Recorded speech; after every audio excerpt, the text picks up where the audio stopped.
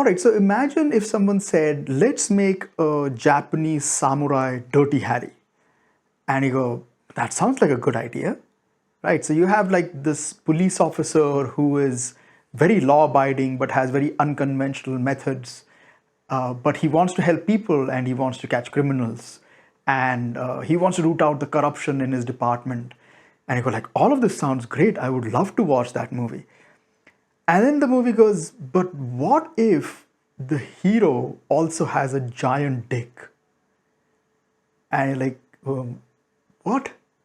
Yeah, the hero has a giant dick, and everyone in the village or in the town knows about it. And whenever the hero passes by, they all discuss about it. And that's how you get Hanzo the Razor. And let's be fair, like if that doesn't get you interested in this movie, I don't know what will. カミソリ半蔵でしょそうだよあいつは腕もすげえからあれもすげえぞあれって何よあれっておめえふんどしの中のあるやめ影にいるのになんでこの Alright, so this is going to be like the most bizarre review I've ever done.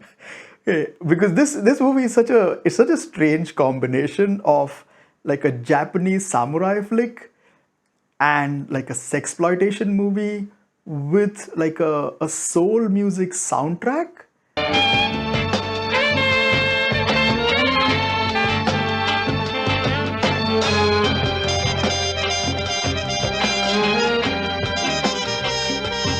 And it's from 1972. It's called Hanzo the Razor, Sword of Justice. And I'm now starting to wonder, like, what is the sword? Like, is it like his actual sword?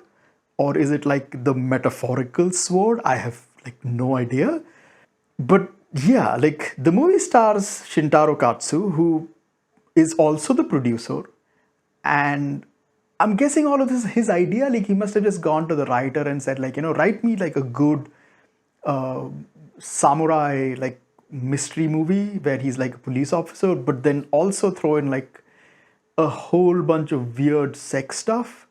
And we're going to really focus on the fact that he has like a giant dick. And if you're thinking like, but like, so do they just mention it? No, no, no. The weirdest part is like for everything that happens in this movie, it has surprisingly low amount of nudity. So it's this very strange combination of things. So the movie starts off and in the first 10 minutes, you're introduced to Hanzo, played by Shintaro Katsu.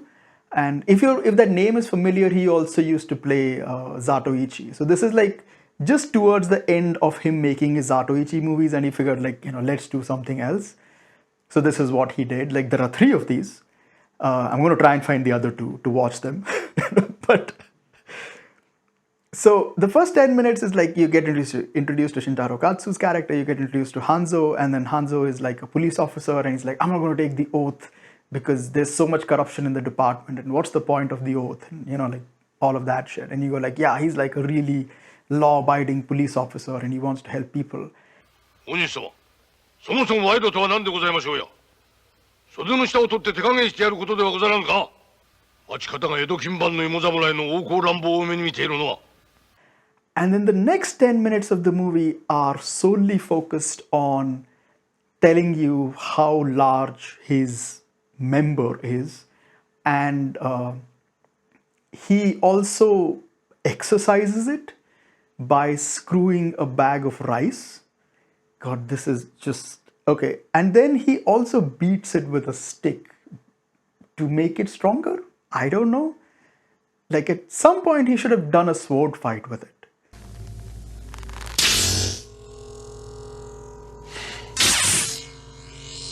You have the ring. And I see your Schwartz is as big as mine. But sadly, he doesn't. So, missed opportunity. Maybe the next movie. And it doesn't really end there because you think like, okay, now that they've gotten over that part, the rest of the movie can continue. But no, like it actually plays like a major role in the movie, like his sword. Because you find out like the chief of police is corrupt, and he has a mistress. And he's going to, like Hanzo says, like, get the mistress, we'll interrogate her to find the information, and he interrogates her using his, his dick, and you're just like, oh god, maybe I can skip this part, or maybe that's why you're watching the movie. Like, who knows? I'm not going to judge anyone. I watched this movie. I don't have any rights to judge anyone. So, but the problem is that you can't skip the part, because you can't skip, through that, because, she's giving out information as she's getting interrogated. And he's like so good at interrogation that she's like, oh yeah, interrogate me more. And you're just like, damn, like this is just like, every time you think like, Japanese movies can't get any more bizarre, and then you watch something like this and you go like, I was not expecting that. But hats off to you for just, managing to go one step further. But yeah, I'm just like completely lost with, how exactly am I supposed to describe this movie? The crazy part is like, it actually has a pretty decent mystery. So even though like it's just all varieties of strangeness, you still are kind of invested, because you're wondering like, what is happening?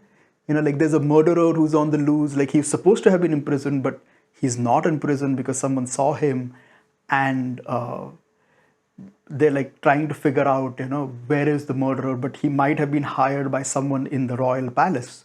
So they have to sort of figure out a way of getting into the royal palace. So there's like a lot of like intrigue and mystery interspersed with the hero's giant penis. And also the fantastic soundtrack. Like it has like a genuinely good sort of soul and R&B kind of a soundtrack, which is just like so at odds with what's happening in the movie. If you want to watch something weird, this is definitely up your alley. Like if you're someone who likes watching weird stuff, yeah, you should absolutely watch this. There are two more, and I'm definitely going to watch both of them, and maybe talk about them if they are bizarre enough. I have a feeling they're going to be bizarre enough. Like there's no way they go back to being normal after what's happened here. But yeah, Hanzo the Razor, Sword of Justice. Worth watching? Depends on what kind of stuff you like.